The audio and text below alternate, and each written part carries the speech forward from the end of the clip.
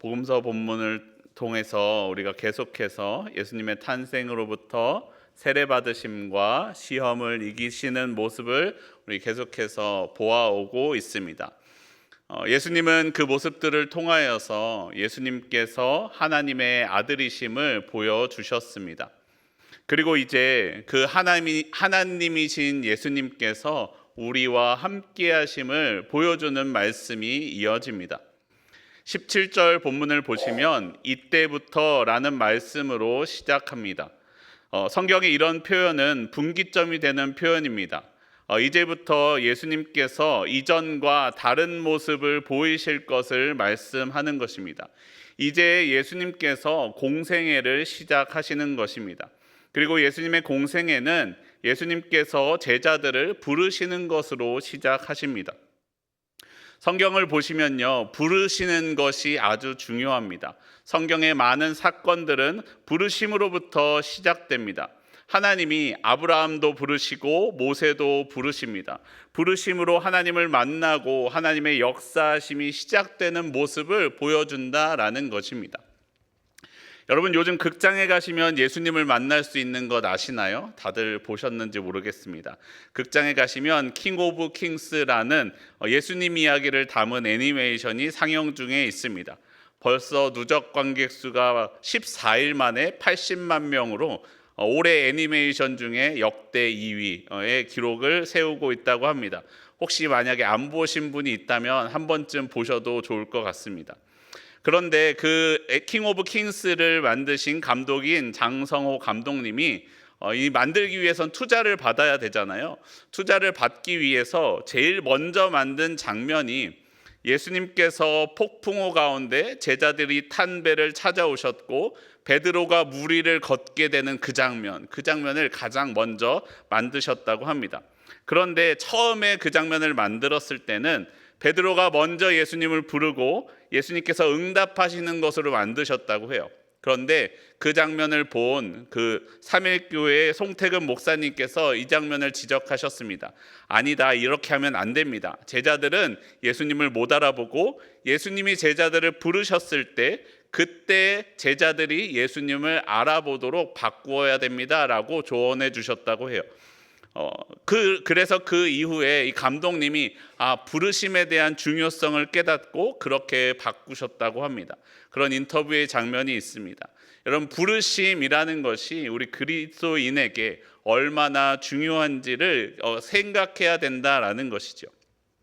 그럼 예수님이 제자들을 부르심, 이제 그 부르심을 통하여 어떠한 역사가 일어날까요?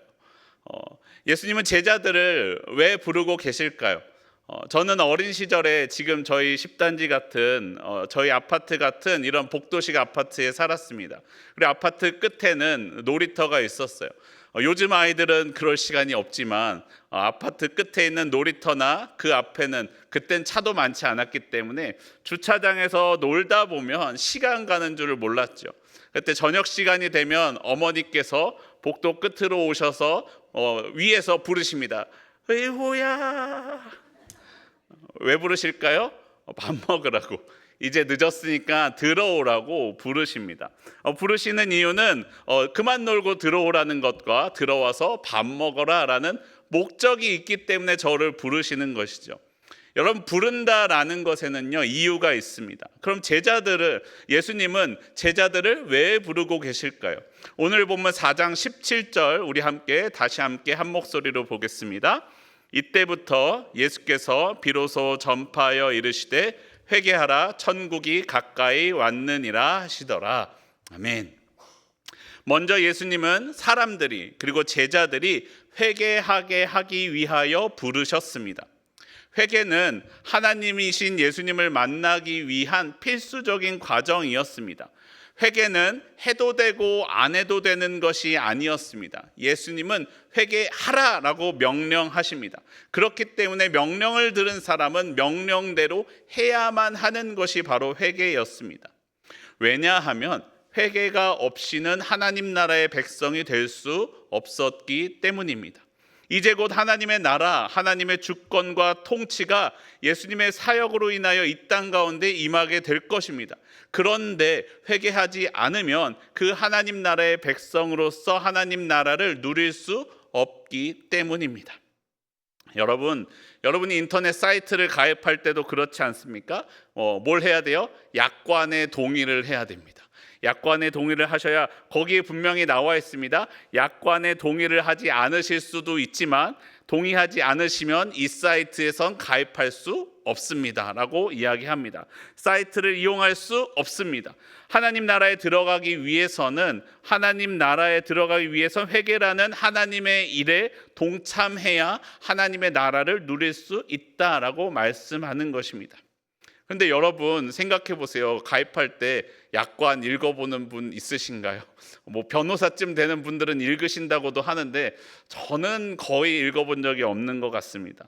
그런데 여러분 조심해야 됩니다. 어떤 사이트들은요, 읽지 않고 그냥 가입했다가 부당한 대우를 받기도 합니다. 물론 많은 법들로 그런 것들을 못하도록 막아둔 장치들도 있지만 여전히 조심해야 될 내용들이 들어있는 사이트들도 있습니다.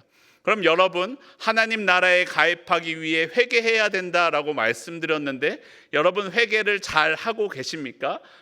회개에 잘 동의하고 계십니까? 나는 진정으로 회개의 눈물을 흘리며 진정으로 회개한 적이 있을까요? 그냥 잘못했다고 반성하며 흘렸던 눈물 말고 내 마음속에 깊은 곳까지, 내 삶의 깊은 그 자리까지 회개하며 돌이킨 삶을 지금 나는 살고 있을까요? 회개는요, 그저 잘못한 것을 반성하는 것이 아닙니다. 헬라어로 회개를 이야기할 때는 메타노에오라는 단어를 사용합니다. 이것은 나중에 또는 너무 늦게 인식하다, 마음이나 목적을 바꾸다, 회개하다라는 뜻을 가지고 있습니다. 다시 말하면 이제까지 내가 모르고 행해왔던 것들이 바른 방향이 아니었음을 깨닫고 방향을 바르게 바꾸는 것을 뜻한다고 말할 수 있습니다. 여러분, 한자어로도요, 회개는 뉘우칠 회자에 고칠 개자를 사용합니다. 죄를 뉘우치고 새로운 삶으로 고치는 것, 바꾸는 것, 그것이 회개입니다. 다시 말하면요, 진정한 회개는 인생의 가치가, 중요성이 바뀌는 것입니다. 여러분, 여러분의 삶의 가장 중요한 가치는 무엇입니까? 예수님을 기준 삼아 볼 때 내 삶에 아직 바뀌어야 할 것이 남아있지는 않으신가요?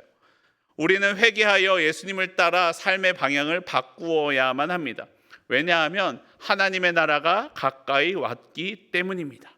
예수님은 하나님의 나라가 가까이 올 것이다, 그래 하나님의 나라가 언젠간 올지도 모르겠다라고 말씀하시지 않았습니다. 하나님의 나라가 가까이 왔다라고 선포하셨습니다. 왜냐하면 예수님이 이미 제자들을 찾아오셨기 때문입니다.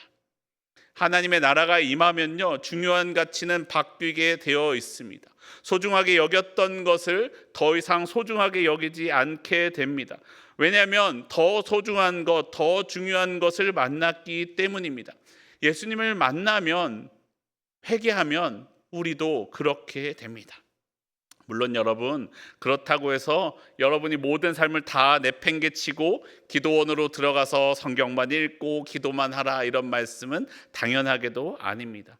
물론 때때로 여러분, 우리가 영적으로 집중해야 될 때 우리의 삶에 그렇게 해야만 하는 순간들이 없는 것은 아니지만 보통은 아닙니다. 그러면 어떤 것이냐? 내가 이전과는 같은 일을 하면서 다른 기준으로 살아가게 된다라는 것이, 이 땅을 살아가면서도 하나님 나라의 기준으로 살아가는 삶이 된다라는 것입니다. 그러면 우리는 이 땅 가운데 살면서 하나님의 나라에 가입해서 하나님 나라의 삶을 살아가게 된다라고 말씀합니다. 내 욕심만을 위해서 벌었던 돈을 예수님의 마음으로 사용하게 됩니다. 내가 권세를 누리기 위해서 누렸던 그 지위를 하나님의 나라를 세우는 일에 사용하게 됩니다. 그리고 이 세상에서 내 힘으로 되지 않는 일들 가운데 절망하고 포기하는 것이 아니라 하나님의 능력으로 다시 일어나 다시 도전하고 새롭게 힘을 얻어 나아가기도 합니다. 사랑하는 성도 여러분, 우리가 이 땅 가운데 살아가면서도 하나님의 나라에 가입돼서 살아가는 저와 여러분의 삶이 되기를 바랍니다. 예수님이 부르신 그 회개에 응답하는 사람들과 함께 예수님께서는 이 땅 가운데 하나님의 나라를 세워가시는 일을 하십니다. 예수님이 제자들을 부르신 두 번째 이유는 응답하는 그 이들과 함께 사역하시기 위함입니다. 예수님은 부르심에 응답하는 이들과 함께 그들을 데리고 사역을 시작하십니다. 우리도 예수님의 그 부르심에 응답함으로 예수님의 하나님의 나라를 세우는 사역에 동참하게 됩니다. 만약에 여러분이 예수님의 입장이 되어서 새롭게 사역팀을 꾸린다라고 생각하면 누구와 꾸리고 싶으신가요? 드림팀이라는 말이 있습니다. 본래 처음 이 드림팀이 나왔을 때는요, 올림픽에서 미국 대표팀이 농구 대표를 뽑을 때 그 전까지는 아마추어 선수들로만 선발을 하다가 프로 선수들을 올림픽 대표로 내보내기 시작했습니다. 그야말로 독보적인 위상을 가지게 되었죠. 일반적으로 전력이 막강한 팀을 그때까지는 슈퍼팀이라고 불렀는데, 이거는 슈퍼팀이라는 말로도 표현이 안 된다. 그것으로 표현하기에도 어마어마하게 강한 팀이었기 때문에 그때부터 드림팀이라는 말을 사용하기 시작했습니다. 그럼 여러분, 우리가 사역팀을 꾸릴 때에 어떤 사람들이 모여야 드림팀이 될 수 있을까요? 학식이 높은 대학 교수 같은 사람들과 힘과 체력이 좋은 운동선수들, 그리고 일을 진행할 때 돈을 팍팍 써줄 수 있는 부유한 사람들도 함께하면 물론 좋겠죠. 아니면 세상의 지위가 높은 광명시장이나 경기도지사, 대통령 같은 사람이 와서 같이 하면은 우리의 팀의 위상이 드림팀이 될 수 있을까요? 이런 사람들이 모여야 드림팀이라고 말할 수 있을까요? 하지만 예수님이 꾸렸던 제자들, 그 예수님이 팀을 꾸린 제자들은 솔직히 그런 기준으로 볼 때 드림팀은 아니었습니다. 제자들은요, 부자도 아니었고 학식이 높은 사람도 아니었고 지위가 높은 사람도 아니었습니다. 물론 여러분, 또 반대로 그렇다고 제자들이 가난해서 뽑힌 것도 아닙니다. 제자들은 뭐가 있었어요? 버릴 수 있는 배가 있었잖아요. 배도 없이 사는 사람들도 있었을 텐데 버릴 배가 있는 것을 보면, 또 세리 마태 같은 사람을 보면 배운 것이 없어서 지위가 낮아서 뽑힌 것도 아니다라는 것입니다. 다시 말하면요, 예수님이 제자들을 뽑을 때는 그런 세상적인 기준을 가지고 높든지 낮든지 하는 이유로 뽑지 않았다라는 것입니다. 예수님이 꾸미신 드림팀, 예수님의 12 제자는 예수님의 부르심에 응답하는 사람들이었습니다. 예수님께 응답해야 예수님과 함께하며 예수님의 팀이 될 수 있었습니다. 예수님과 함께함으로써 이 땅 가운데 하나님의 나라를 이루어가는 일에 함께하는 조건은 예수님의 부르심에 응답하는 것이었습니다. 여러분, 성경을 보시면요, 예수님의 부르심에 응답하지 않는 사람도 있습니다. 마태복음 19장을 보시면 한 청년이 나옵니다. 다른 본문에는 젊은 관리라고도 말하는데요, 그 청년은 하나님의 영생 얻기를 원하였습니다. 그리고 선한 일을 행하면 그것을 얻을 수 있을 것이라고 생각했습니다. 계명들을 잘 지키면 그것을 누릴 수 있을 것이라고 여겼습니다. 그래서 그렇게 잘 지켜왔죠. 하지만 아무리 계명을 잘 지켜도 이 땅 가운데 살아가면서 참된 영생을 누릴 수 없었고 무언가 부족한 것이 있었습니다. 그런 청년에게 예수님께서 말씀하십니다. 마태복음 19장 21절 말씀입니다. 예수께서 이르시되 네가 온전하고자 할진대 가서 내 소유를 팔아 가난한 자들에게 주라. 그리하면 하늘에서 보화가 내게 있으리라. 그리고 와서 나를 따르라 하시니. 예수님은 그 청년에게 이제 너의 가치관을 바꾸라고 말씀하십니다. 소유를 팔고 보화를 이 땅이 아닌 하늘에 쌓아두어라. 그리고 나를 따르라 라고 말씀하십니다. 하지만 청년은 그 예수님의 부르심에 응답하지 못하였습니다. 왜냐하면 마태복음 19장 22절에 이렇게 말씀합니다. 그 청년이 재물이 많음으로 이 말씀을 듣고 근심하며 가니라. 그 청년은요, 사실 아직 회개하지 않은 것이죠. 가치관이 바뀌지 않은 것입니다. 삶의 기준이 여전히 재물에 있었습니다. 그래서 근심하였지만 예수님을 따르지 않았고 예수님을 떠나게 되었습니다. 하나님의 나라는 더 이상 세상적인 기준에 따라 주어지지 않습니다. 다시 말하면요, 하나님의 나라를 이루는 드림팀에는 부자도 있고 가난한 사람도 있을 수 있습니다. 여러분, 초대교회를 보시면 그렇습니다. 최후의 만찬할 때에 최후의 만찬 어디서 해야 합니까? 만찬할 수 있는 장소가 있어야 되지 않습니까? 초대교회에서 예배를 모여야 되는데 말씀을 들을 공간이 필요하지 않습니까? 이걸 누가 제공해 줍니까? 누군가 부유한 성도 중 한 명이 그 자리를 제공하고 공간을 제공하고 식사를 제공합니다. 그런 사람들은 적어도 가난한 사람들은 아니었죠. 다만 여러분, 돈이 많아도 하나님의 뜻대로 사는 사람이 있고 돈이 적어도 자기 욕심만을 위해서 사는 사람이 있습니다. 그것이 하나님의 기준이 아니다라는 것입니다. 그리고 예수님의 기준은 세상의 기준과 다르기 때문에 때로는 사람의 기준에 보기에는 보잘것없어 보이는 사람들을 통하여서, 아니 저런 사람을 통하여서 라고 말할 수 있는 사람을 통하여서도 변화된 삶을 보여주시며 역사하심을 보여주시고 하나님의 영광을 나타내 주십니다. 사랑하는 성도 여러분, 우리도 예수님의 부르심에 응답하기를 원합니다. 내가 예수님과 함께 할 때, 예수님의 부르심에 응답하고 예수님과 함께 할 때 이 땅 가운데 하나님의 나라를 만날 수 있습니다. 그리고 예수님을 통하여 이 땅 가운데 세워지는 그 하나님의 나라를 이루는 영광을 우리가 누릴 수 있습니다. 우리가 부르심에 응답함으로 그 길 가운데 나아가기를 소원합니다. 예수님은 제자를 부르시고 사람들을 부르셨습니다. 제자들을 부르사 회개하게 하시고 예수님과 함께 하게 하셨습니다. 그 부르신 사람들과 함께 이 땅 가운데 하나님의 영광을 나타내시며 하나님의 나라를 이루어 가셨습니다. 그리고 여러분, 그 예수님께서 저와 여러분도 부르고 계십니다. 그렇다면 여러분, 우리도 제자들처럼 나가서 사람을 낚는 어부가 되어야 할까요? 그것은 앞서 말씀드렸지만 그렇지는 않습니다. 하나님은 각자에게 다른 사명을 주십니다. 우리는 때때로 비슷해 보이기에 소명과 사명에 대해서 오해할 때가 있습니다. 새벽에는 말씀드렸던 적이 있는 것 같지만 여러분, 먼저 소명은 우리말로 하면 부르심입니다. 영어로는 콜링이죠. 불렀다라는 거예요. 하나님은 우리를 부르사 이 땅 가운데 하나님의 나라로 살게 하십니다.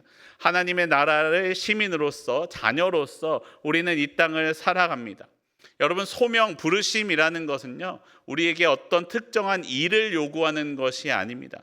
말씀드렸듯이 세상의 기준에서 돌이켜 하나님의 기준으로 다른 관계, 바른 관계를 맺어가는 것입니다.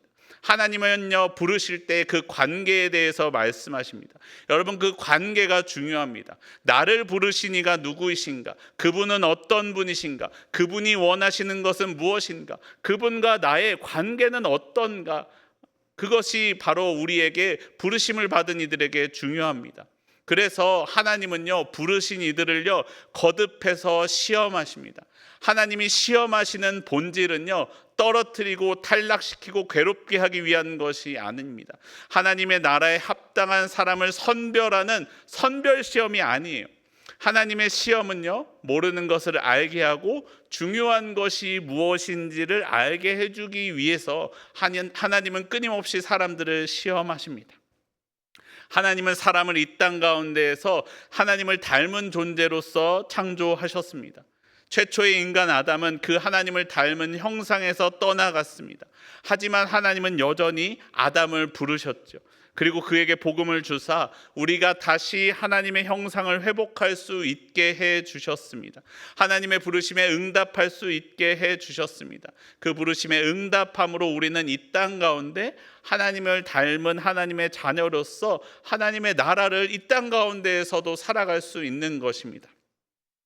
하나님의 나라를 살아가기에, 하나님께서 나를 자녀로 부르셨기에 부르심에 합당하게 살기 위해서 내가 해야만 하는 일이 바로 사명입니다. 그래서 부르심은 다 같지만 사명은 각자 다릅니다. 사명은 영어로는 미션이죠. 부르심에 합당하게 살아가기 위해서 내가 할 일입니다. 오늘 본문에서는 제자들을 부르사 사람을 낚는 어부가 되게 하셨지만 여러분, 모든 제자들이 그렇게 살았던 것은 아닙니다. 12제자 말고 다른 제자들 말입니다. 사명의 핵심은요, 무슨 일을 하느냐가 아닙니다. 내가 내 아버지의 자녀가 되기 위해서, 여러분이 여러분 부모님의 자녀가 되기 위해서 특정한 직업을 가져야만 하는 것은 아니지 않습니까? 의사가 안 되면 너는 내 아들도 아니다 라고 말하는 분이 우리 부모님은 아니지 않습니까? 사명의 핵심은요, 무슨 일을 하느냐가 아니라 그 일을 어떻게, 어떠한 마음가짐을 가지고 하느냐가 우리에게 중요합니다. 팀 켈러 목사님은 일과 영성이라는 책에서 이렇게 말씀합니다. 각자의 일에 영역이 회복되는 것이 하나님의 뜻이 드러나는 일이다. 기자는 공명정대하게 기사를 작성하고 의사는 아픈 부위를 넘어서 전인격적으로 인간에게 관심을 가지고 해야 한다. 그렇게 각자의 활동 영역이 회복되어 가는 것이 우리의 일의 의미가 되고 그것이 나를 부르신 소명과 연결되어 행하는 나의 사명이라고 할 수 있다라고 말씀합니다. 또 C.S. 루이스는 영광의 무게라는 책에서 이렇게 말씀합니다. 과연 하나님께서 청소부와 구두 닦기보다 학자와 시인들을 본질적으로 더 기뻐하실까? 베토벤 같은 작곡가의 일과 파출부의 일은 정확히 같은 조건으로, 즉 하나님께 바쳐지고 죽게 하듯 겸손하게 할 때에만 그것은 영적인 일이 된다라고 우리에게 말씀합니다. 사랑하는 성도 여러분, 여러분이 서 계신 그 자리는 어디입니까? 하나님께서 자녀로 부르신 예수님의 부르심을 받은 여러분에게 여러분이 서 있는 그 자리에서 행해야만 하는 그 미션, 그 사명은 무엇입니까? 그리고 그 사명대로 잘 살아가고 있으십니까? 사랑하는 여러분, 예수님은 제자들을 부르셨습니다. 부르사 회개하게 하셨고 하나님의 나라를 세워가는 일을 함께 하게 하십니다. 그리고 여러분, 예수님은 나도 부르사 나도 회개하며 나의 삶의 방향을 내 뜻과 내 욕심이 아니라 하나님께로 돌리게 하고 나로 이 땅 가운데 하나님의 나라를 세워가게 하십니다. 사랑하는 여러분, 우리가 예수님의 부르심에 응답하여 이 땅 가운데 부르심에 합당하게 받은 소명대로 받은 사명을 행하며 살아가는 저와 여러분의 삶이 되기를 소원합니다. 예수님의 부르심이 오늘 저와 여러분을 부르십니다. 우리 함께 찬양하고 기도하겠습니다.